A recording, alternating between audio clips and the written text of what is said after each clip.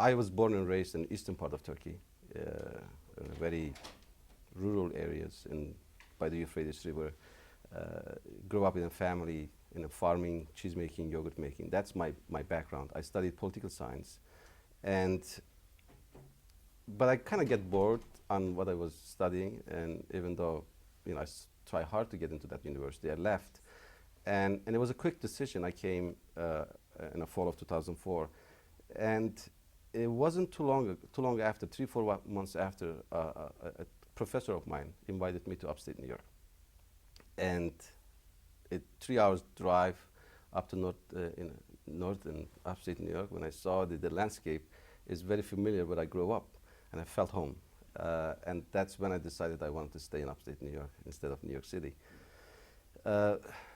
Studying, trying to understand what I do, and my father came to visit me one day, and I remember we put a feta cheese to the breakfast table, and my father didn't like it. He said, "You could do better with this cheese," and I said, "This is the best I could find."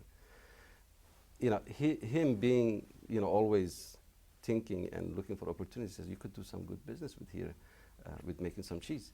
And I remember laughing at my father, which rarely I do. We have so much respect.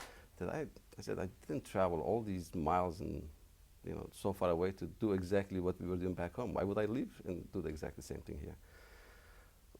But of course, the time passes, and I decided that he was right, and we could do some business with cheese. And that's when I started in 2002 making feta cheese in Johnstown, New York.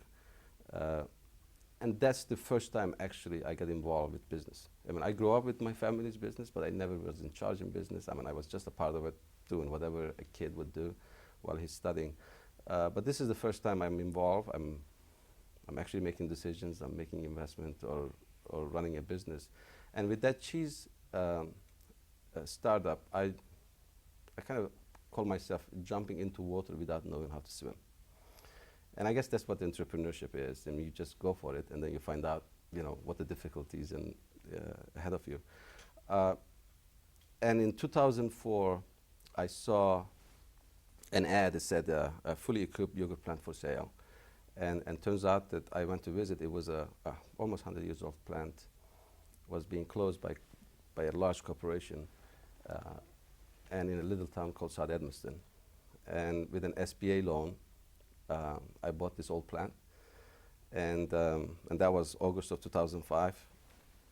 And I hired 5 people from that 55 people that they were let go.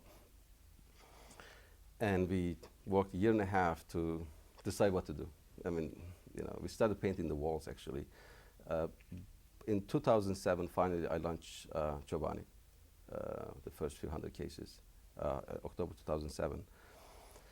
And it has been an amazing journey ever since. Today, we are about to reach $1 billion in sales, and this year we have, in the same old plant, we have about 1,200 people working. We are #1 brand in the country.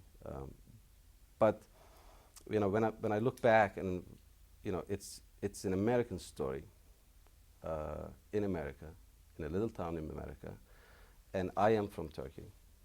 I grew up in a very rural eastern part of Turkey, and what I found out is that the cultural fit is so important for an entrepreneur to make it anywhere.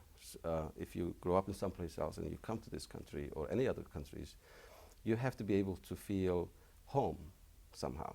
And it has nothing to do with the years that you spend in there. It has nothing to do how well you know the language. It has something different. It's a silent fit that you have to feel home. And I felt home in upstate New York immediately. So that tells me that, under all those,